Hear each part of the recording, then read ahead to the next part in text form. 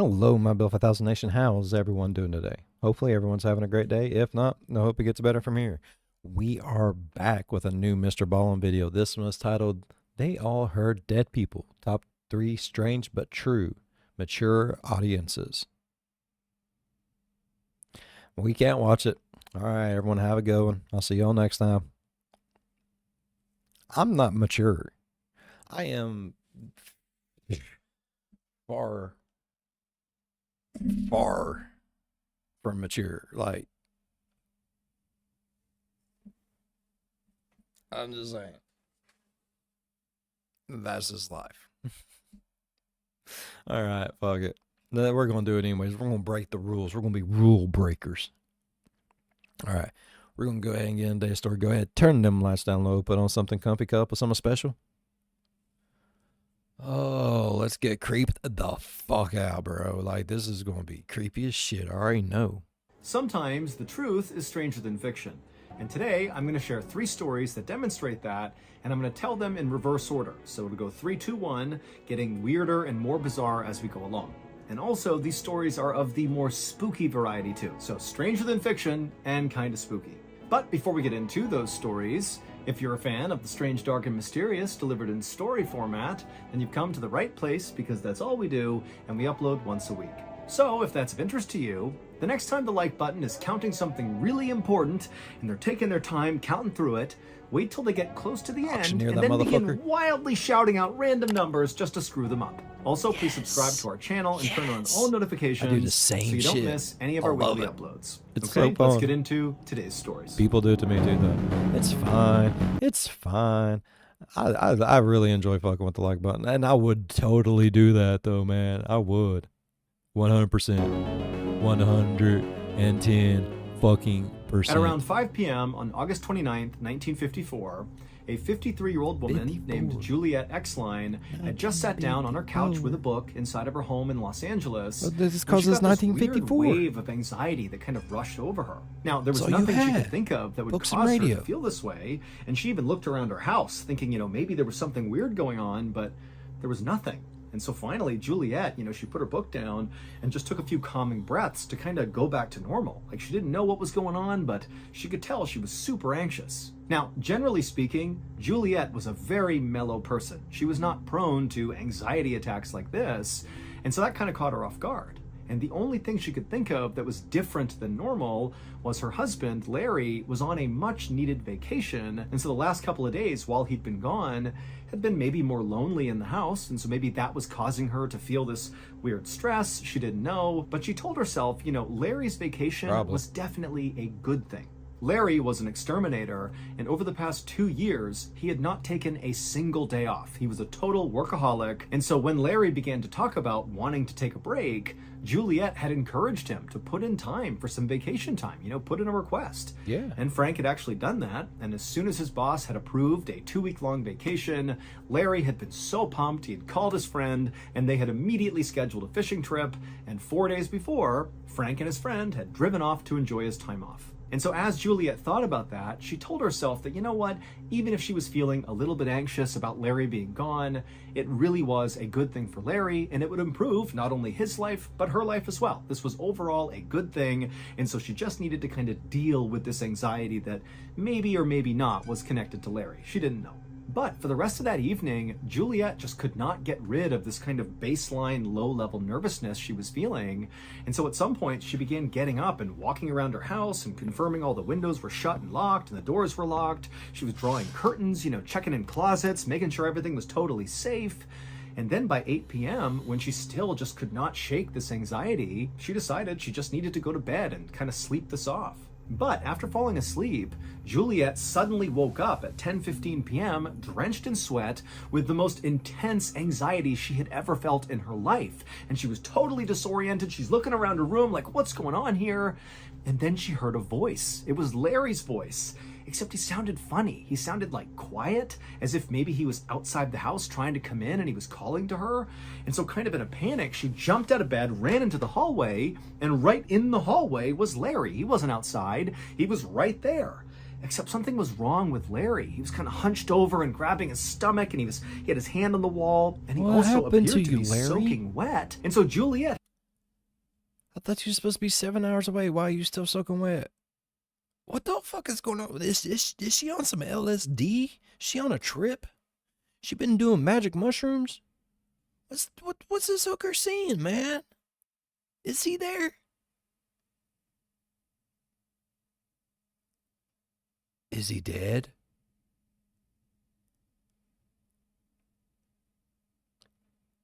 Is she seen as ghost?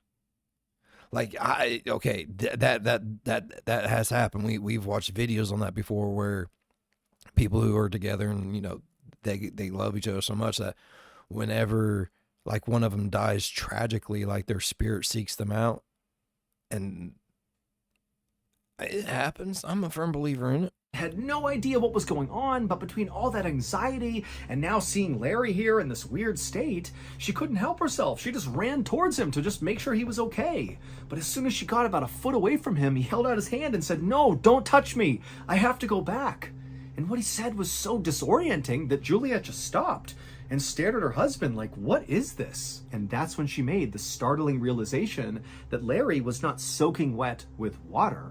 He was soaking wet with blood, and he was clutching his stomach like something was bleeding in his midsection, and the reason he had sounded so quiet when he had called out to her and woken her up was because he was clearly hurt. And so Juliet has no clue what's going on. Oh shit, like her so husband he's was alive? supposed to be 7 hours away on this fishing trip, and so how is he here? It didn't make any sense. And so really not knowing what else to do, Juliet just said, "I'm gonna call the doctor." And so she ran past Larry, headed to the kitchen, and she was about to grab the phone on the wall, but before she could grab it, the phone began to ring. And so Juliet just answered it and said, "Hello, hello." It's gonna be the police. He's dead, ain't he? She was seeing his ghost the whole fucking time. Oh, let me be motherfucking right. Yes. Come on. Hello? And what she heard was the sound of a sheriff in Ely, Nevada, and he said, "Excuse me, is this Mrs. Exline, Juliet Exline?" And she said, "Yes, what's going on? What's happened?" And the sheriff said, "Ma'am, I'm sorry to tell you this, but I have some terrible news. Your husband got into a car accident, and unfortunately, he has passed away." And now the second the sheriff said this to Juliet, she just froze and goes, "No, that's not possible. He's here with me right now." And Juliet turned around and looked into the hallway where Larry had been standing, and now Larry was gone. Larry really had died in that car accident because Juliet would bury her husband that week. But Juliet maintained that clearly after her husband had died, his spirit had somehow survived the accident, because when she saw her husband standing in the hallway, hunched over and covered in blood, it was at 10:15 p.m. She remembers because when she woke up, she saw the time. It was 10:15. Oh yeah, and you don't forget that shit, bro. Her husband had died at exactly 10:15 p.m., the exact moment she saw him in the hallway.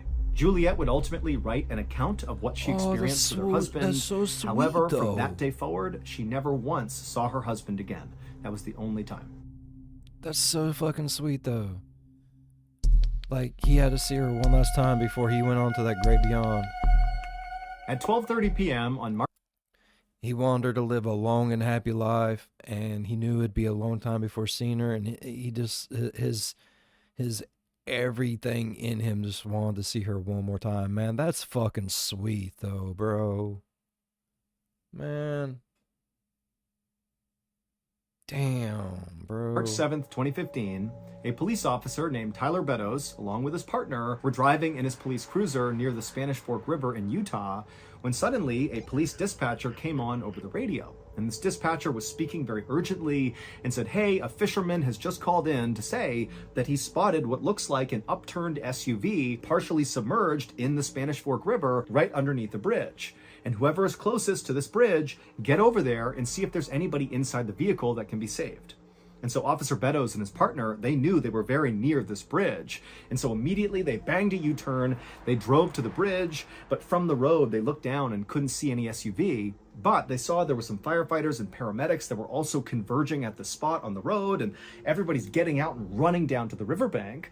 And so Beddoes and his partner did the same thing. They got out and they ran down, and then finally when they got to the riverbank and they saw underneath this bridge, sure enough, there was this red SUV upturned, partially submerged, and he noticed right away that none of the doors had been opened in this SUV. Are the windows busted out? Whoever was driving this vehicle, when it flipped over, very likely was still inside. And so Officer Beddoes and his partner and the other first responders jumped into this icy cold river and began making their way closer and closer to this upturned SUV, which again, it's not fully submerged. It's like a third of the way underwater. So if you were sitting in the seat inside of this vehicle and you were an adult, your head would basically be in the water if you were still strapped into the seat. And as they're making their way towards this SUV, when they got close enough, they began hearing a woman inside of the vehicle screaming, "Hey, we're in here! Come over here, help!" But when Officer Beddoes and the rest of the first responders actually reached the SUV, the water was so murky and it basically completely covered up the windows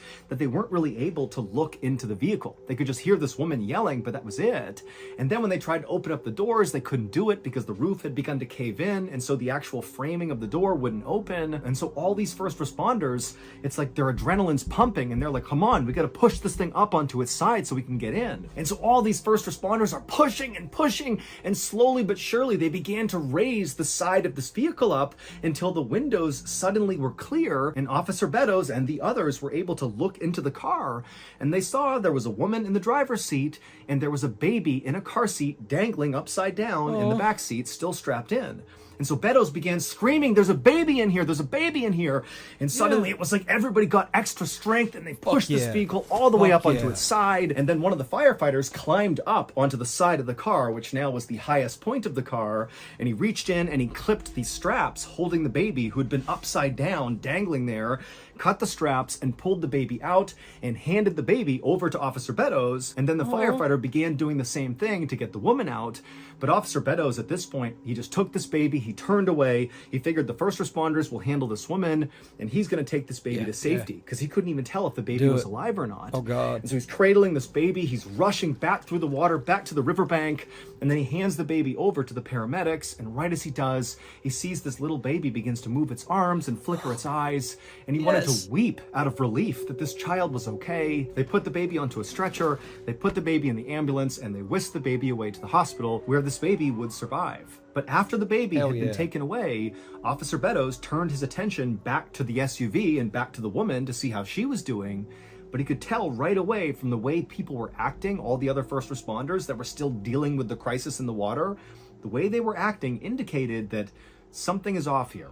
Well, it would turn out 14 hours earlier, so at around 10 p.m. the previous night, a 25-year-old woman named Jennifer Grossbeck had just left her father's house in Salem, Utah, and in her car was her little 18-month-old baby, Lily, who was in the back seat. And after Jennifer pulled away from her father's house and her father's on the porch waving to her, she began driving towards her home. But something happened around 10:30 p.m. that night. We don't know what, but something caused Jennifer to careen off the road on that bridge and flip over and land in the water. Maybe she fell asleep at the wheel or an animal jumped out. We don't know. But we know at 10:30, she careens off the bridge and she lands in that river. And then for 14 hours, she and her baby remained upside down in that river. Until finally, Officer Beddoes and the other first responders came rushing over to open it up and get them out of there. And if you recall, all the first responders, Officer Beddoes included, heard Jennifer screaming that they were in the car, "Come save us, please." But what they would find out is that could not have been Jennifer, because Jennifer was killed on impact when the car fell into the water. Only Lily survived the crash, and then Lily, who's nearly hypothermic and she's upside down with water like 2 inches away from her head, for 14 hours she dangled there, and when she was pulled out, according to doctors, was like a couple of minutes before she would have died from hypothermia. And so without that voice, Lily almost certainly would have died, because it was the sound of that voice that really encouraged all these first responders to find the strength and get that car up on its side and then get the baby out of there. We don't know whose voice that belonged to, but for sure, it saved Lily's life. And again, baby Lily would make a full recovery, and to this day, Officer Beddoes and the other first responders, they know what they heard. That was her mama, man. Her mama saved her. The mother's love knows no bounds, homie. That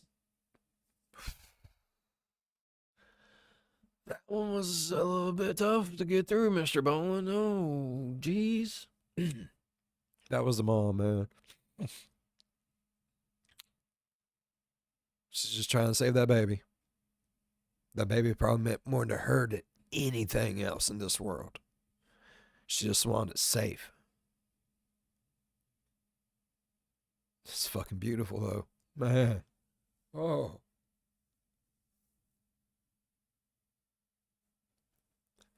That little baby will have a guardian angel with her the rest of her fucking life in that woman. Guaranteed.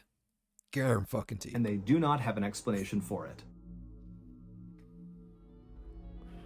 Do you like scary stories about cryptids, the paranormal, the supernatural, bizarre true crime? Of course you do.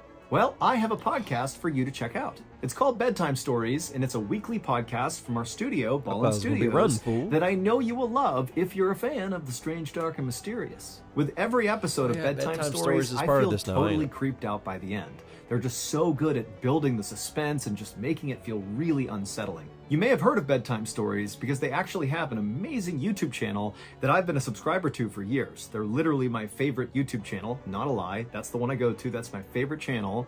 But now they're available in podcast form as well. And if you stick around till the end of this YouTube video, I will play you a clip from one of their newest podcast episodes so you can get a feel for what it's going to be like. And when you're done listening to that clip, if you liked it, please go and follow and binge Bedtime Stories on whichever podcast platform you listen on. Okay, back to the stories. Back to the stories. The wrong path home? Oh no. At around 9 p.m. on October 26th, 2009, a 19-year-old college student named Miyako Hiroka bagged up the last bit of trash inside of the ice cream parlor where she worked, and she dumped it into a bag and she tied that bag up. It was closing time, and so Miyako looked around the inside of the parlor, made sure everything was where it was supposed to be, and then she flipped off the lights, threw her purse over her shoulder, she grabbed that bag of trash, she headed outside the parlor, she shut and locked the door, she dumped the trash in a nearby bin, and then began walking towards the exit of the mall, which is where this parlor was located. It was inside of this big mall. Miyako went to school in a city called Hamada City, which is located on the coast of Japan in an area called the Shimane Prefecture. And Hamada City was a totally beautiful and very remote location with these amazing beaches and unbelievable mountains with all these ski resorts on it. I mean, this was an incredible place to live. But as much as Miyako did love living there, she was actually far more excited about where she'd be living the next year because she was doing an exchange program. She'd be studying in Russia, and that was so exciting for her. And in fact, this exchange program was the reason why Miyako had picked up this job at this ice cream parlor. I mean, that is cool shit. I've never been a foreign exchange student, but I would have probably liked it. But I don't think I was smart enough to be one. I would have gave America a worse name than what it already has in their eyes. Yeah. Because she came from a family that was not poor by any means, but they didn't have a lot of extra income, and Miyako felt strongly that she really wanted to pay her way to go do this big Russian exchange program because it wasn't cheap, and so she was picking up as many shifts as she could to save up money to pay her way. And so Miyako eventually reached the exit of this mall, and she stepped outside into the night, and then she had a decision she needed to make, and she needed to make this decision every night after work. There were two ways that she could get back to her dorm, which was located about a mile away. The quick way would be to just hop on a bus and have the bus take her to her dorm, but that cost money, and remember, Miyako is trying to save up as much money as she can to pay for Russia next year, and so taking the bus just felt like, not really worth it. And the other option, which was free, was much longer and frankly just plain spooky, and Miyako hated it. What it entailed was basically just walking to her dorm, but it would mean walking for about a third of a mile through this really spooky forest that looked like it was straight out of a horror movie. Now, up until recently, Miyako's coworker had always left with her at the same time, and they lived roughly in the same area, and so they would walk together through that forest, saving money, and also, providing each other security as they went through the spooky area. But recently, the coworker had quit, and so now Miyako was all alone. And so as Miyako stood there wondering what she should do, take the bus route or take the forest route, she just thought about, next year, it's all going to be worth it. I'm going to go to Russia. I'm going to pay my way. It's going to be awesome. And after all, what's the worst that can happen? It's just a few minutes walking through a forest. I've done dozens of times. Before long, I'll be in my brightly lit, safe dorm room, studying away, and everything will be fine. And so Miyako turned and began walking towards the forest. The following day, a little past 4 p.m., the owner of the ice cream shop where Miyako worked was standing inside the parlor feeling really annoyed. because Miyako had not shown up for her shift, and now the owner, who normally did a lot of administrative and managerial things, was stuck at the counter serving all the customers, basically doing Miyako's job. But when 5 p.m. came and still Miyako had not shown up, and the owner had tried calling her and she didn't pick up, and there was just no sign of her, the owner went from being annoyed to being somewhat worried. And so after again not being able to call Miyako to figure out what was going on, he wound up going through her file and finding her mother's phone number, and he called her. And when he spoke to Miyako's mother, he knew right away there was something wrong. Because Miyako's mother actually was pretty panicked, and she said, you know what? Last night when Miyako was coming home from work, she told me she would call me when she got to her dorm, but I never heard from her, and I haven't been able to get in touch with her since. And so after this conversation ended, Miyako's mother would call the police and report her daughter missing. And pretty much instantly, the police in Hamada City responded in force. I mean, they launched a huge investigation to go figure out what happened to Miyako. And really, the reason behind that is because Hamada City is this unbelievable place, this secluded, safe place where things like this did not happen. And frankly, it scared everybody, and they wanted to deal with it as quickly as possible. And so what police did at first is they went and looked at security footage from the ice cream parlor where they knew she had been working on the night she went missing. And sure enough, at about 9:16 p.m., there's footage of her walking out of the ice cream parlor in the mall. She's got her purse over her shoulder, and she shuts and locks the door, she throws the trash away, and then she heads towards the exit. But after that, nobody saw her. There was no more footage, there was no more tips or anything. She just vanished once she left the mall. And so very quickly, this story gained lots of attention because, again... And I'm not saying that like a smart ass. I'm just saying, like, a lot of times on trails and stuff like that, there are cameras. There are. I was just wondering. I mean, it's a very safe place. I was just asking a question. That's all. Hamada City is like this quintessential vacation spot. It's so perfect. It's so safe.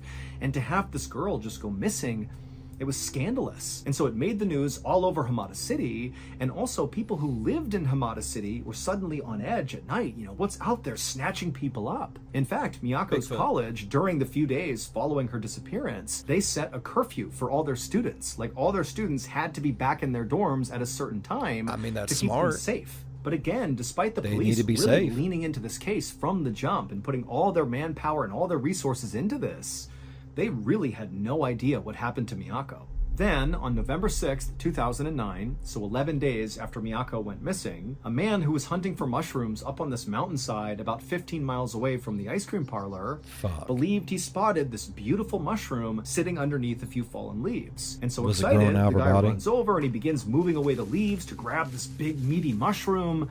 But as soon as he grabbed the skin of this mushroom and began to pull, he stopped. And then he quickly turned and began sprinting back down the path that had brought him up here. And as he was running, he pulled his phone out, and he saw he had no service, and he just kept on running and holding the phone up, looking for service. And then finally, when he was about halfway down the mountain, he saw he had service in his phone, and he called the police. And the second the dispatcher answered, this man began screaming, "I found a human head!" When police arrived on that mountainside where this man claimed to have found a human head, well, they confirmed he was right. They found Miyako's severed head right underneath those leaves.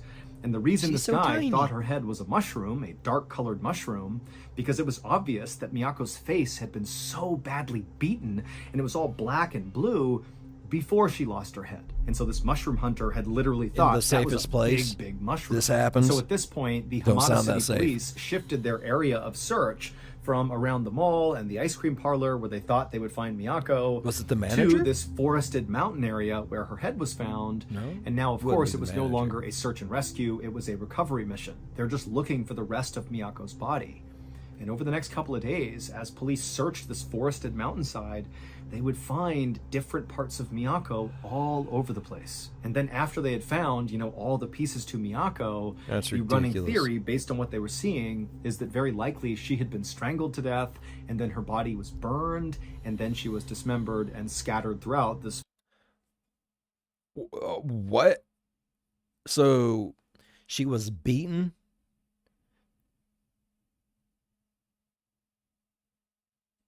Restrained, probably beaten horribly. God only knows what else happened. Probably assault. And then burnt, and then the body parts just scattered. Oh, that's such bullshit, man. forested mountain area. But there was very little Poor young evidence thing. about who had actually done this to Miyako. Miyako had no enemies to speak of. Everybody who spoke about Miyako said she was incredibly lovely and kind, and really there wasn't anybody in her life that would want to do her harm. And also because Miyako's body had been destroyed and left out for so long, any trace evidence left behind by her killer or killers was basically non-existent. And so the police really had no leads to speak of. They had no suspects or anything.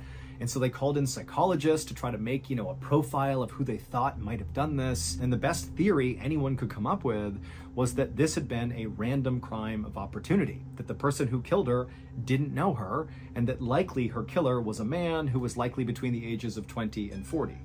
But even that information really didn't narrow anything down, and so quickly this case began to go cold. But as the police investigation itself began to go That's cold, a lot of people. the kind of lore around this story was only growing. I mean, this really seemed like a totally unbelievable case, considering where it happened. I mean, Hamada City is like this perfect place. How could this happen here? And so what started as being kind of a local news story, albeit a big local news story, became a major national story all over Japan. And so all these TV outlets and journalists were descending on Hamada City, and they were taking video of the ice cream parlor and of the police department and filming, Miyako's dorm and her school and her parents' house. I mean, there were people all over the place trying to get any bit of information to report on about this case. And despite there being dozens and dozens of these live reports basically every day coming out of Hamada City about this case and about Miyako, there was one particular news report that took this case from being, totally unfortunate and sad and tragic and horrible to completely unbelievable and bizarre. Shortly after Miyako's remains had basically all been found, but they were still doing some recovery operations up on that mountainside, one of these kind of random TV reporters who was in Hamada City to report on this crazy case decided to set up their TV camera so it was pointing towards the dark entrance of that spooky forest that Miyako would walk through to get back to her dorm. And so this TV news reporter's got their microphone and they're standing with the forest entrance right behind them, and the cameraman's filming, looking towards this opening of the forest. And the actual report was pretty generic. I mean, this reporter was basically saying, well, coming at you live from Hamada City, just outside of the forest where perhaps Miyako was killed. And it was just like that. It was just kind of talking about the case, and there was nothing to it. At least not to the TV reporter and the cameraman who were on site. Because for them, the entire report was pretty routine. They did their job, they got their shot, they got their report, and then they left. But they streamed it live. So while they were doing it, all these people are tuned in, watching this news report live in front of this forest. And something really unsettling happened on this broadcast. While that news reporter was talking, another voice began to be heard by people watching this broadcast. And it was not the cameraman, and it was certainly not the TV journalist. It was a woman's voice. And there was no woman anywhere near the shot, and after the fact, the journalist and the cameraman would also attest that there was nobody around, it was just them. But this detached, very pained voice said very clearly, and all these people heard it live, "This is very painful. Why only me?" 広島県北広島町の我流山の林道の入り口です。今日の捜索は午後5時で終了し、私の後ろに張られていた規制線も現在は解かれています。And so after this news report happened, this story, this case about Miyako, went from being just a Japanese story to being like an international Didn't understand sensation. what she said, but I heard it. Because everybody believed when they saw this video that that voice that was heard was Miyako's ghost, basically talking on camera. That's why you can't see her. It's her spirit communicating with the living world. However, despite that drawing even more attention to this case, it didn't remotely help the police actually solve the case. They still had no idea who did this. And that's how this case would stay for years, just totally stalled. That is, until 7 years later, when a police officer was conducting a routine police review of old criminal case files that hadn't been solved, going through them all to see if maybe evidence had been missed, and maybe that was why the case had not been solved.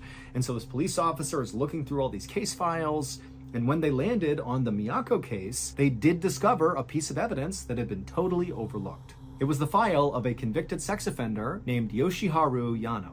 Yoshiharu was a 33-year-old man who had served time in prison for assaults on 3 different women in Tokyo, which is 500 miles away from Yamada City, where Miyako was killed. And because of that 500-mile gap between Tokyo and Hamada City, Yoshiharu had been completely overlooked in terms of being a suspect in Miyako's murder. It just seemed like he was too far away to be involved. But the police officer who was doing that routine review, they discovered that right before Miyako was murdered, this Yoshiharu guy had been let out of prison and decided to live in Hamada City. And on the night Miyako was killed, when she decided to walk into that forest, and they found security this footage in the beginning of Yoshiharu's car driving along around that forest and up near that mountain where Miyako's remains were all discovered. And so this investigator who discovered this piece of information got permission from higher-ups to search Yoshiharu's home where he was living right then.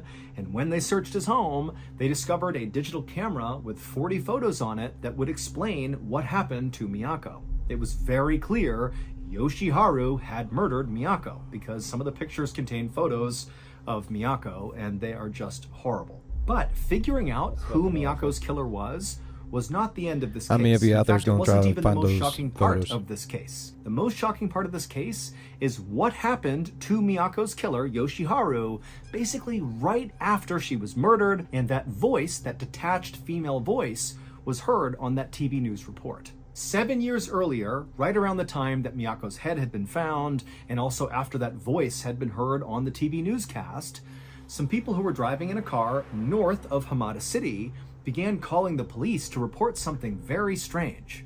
They called the police and said, there is this small white Toyota Corolla car that has 2 people inside of it, and they've driven to the side of the road and the driver is ramming over and over again against the railing. Like they're smashing into the railing, backing up, smashing over and over again, like the car is somehow in control. They don't understand how these people are not getting out of the car. Like, what are they doing? Traffic is... Did that poor girl possess a Tesla? Stopped on either side. It was just totally nonsensical. And then by the time the police showed up, this car that was just repeatedly driving into the side of this guardrail, it burst into flames with the 2 people inside still clearly alive and looking terrified, and they caught on fire and died. Now, at the time, this did make the news. Oh, so what's this got to do with anything? It looked very much like some sort of weird murder-suicide where the driver had intentionally, driven the car until it burst into flames and killed themselves and also their passenger. But it didn't really amount to more than just a really weird news story because there was no connection to the Miyako case. This is like a totally isolated thing. However, 7 years later, when that police officer discovered the link that Yoshiharu was in Hamada City, and then they figured out, yep, Yoshiharu was the killer, well, suddenly, that totally weird murder-suicide took on a whole new meaning because the driver of that car was Yoshiharu and the passenger was his mother. And again, from eyewitness testimony, it didn't really make sense the way this all happened. It was almost like the car was possessed or something, that, the passengers couldn't control it. Now, who knows if that's true, but when you combine it with the sound of that female voice on the TV news camera that everybody assumed was Miyako's ghost saying, "This is so painful, why only me?" Suddenly those words took on a new meaning. Yeah, okay. So trapped in a car, I'm sure he tied her up, beaten off the railings just like he beat her. Then the car burst into flames just like he burnt her. Only thing that the car didn't do that had happened to her was the car exploding and exploding their body parts all over the place like this piece of shit did. His mom? Did he just say his mom was in the car? People thought, you know what it is? Miyako's ghost must have taken control of that car and made sure not only Yoshiharu suffered and died, but his family member died as well, that she was seeking her revenge. Yeah, okay. So I did hear it was his mom. Yeah, man. It's not a Tesla. Damn. I was hoping it was a Tesla. On her killer. 100%, bro. Oh my lord. As promised, here is a clip from the newest episode of the Bedtime Stories podcast. Enjoy. Despite the invention of satellite communications and GPS tracking, ships and planes continue to vanish from across the globe, leaving no trace of their passing. Simultaneously, Maybe they're in the ocean. It's huge. We just watched a video on that. The remains of mysterious boats wash up on remote shorelines, their identities long since removed by the effects of weathering and decay. It has been... Well, I've watched the video. You guys haven't watched it. It comes out Saturday. Tomorrow. theorized that there are places on this earth where time operates in a somewhat different manner, where some invisible portal or corridor is capable of propelling a vehicle. I don't know why I said tomorrow. This is Monday's video. Man, I'm all backwards. This is Monday's video. That is Saturday's video. Nexpo. Fear the Deep. Oh. And its occupants to a very different moment in history, both in the future and the past. Could it be that this outlandish theory is the reason behind some of the inexplicable disappearances that take place on a near daily basis? Thank you for listening. If you enjoyed that clip, be sure to go follow and binge the Bedtime Stories podcast on whichever podcast platform you listen to. New episodes come out every Wednesday. So that's going to do it. I hope you enjoyed today's stories. If you want to hear more strange, dark, and mysterious stories, remember we have a whole slew of podcasts under the Ballen Studios bannerhead. Just search for Ballen Studios on any podcast platform, and you will have hundreds and hundreds of strange, dark, and mysterious stories to binge. Thank you so much. Until next time, see ya. Wait, don't go anywhere. If you're looking for more strange, dark, and mysterious videos, click here. Excuse me. All right. I really enjoyed that. That was good. Oh my God. That second one was so emotional, man. MrBallen, you need to put mature audiences, emotional distress, prepare yourself. Just don't watch. If you do watch with the people. That way you're not crying like a little bitch by yourself. There's a lot of warnings you could put in that video, MrBallen. I'm just saying. All right. I really enjoyed it though. That was an amazing group of stories. Oh my Lord. Oh, if y'all enjoyed today's video as much as I did, please go down there, leave a thumbs up. It really does help the channel grow. And while you're down there, if you want, go on over, slap that subscribe button, become part of the Built for 1000 Nation. We do some crazy shit here.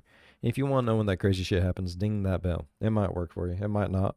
But if it do work for you, jump in on one of my premieres, get over in the live chat and be like, hey, Bill, you know, I was, sitting there, minding my own business, wishing I had a friend.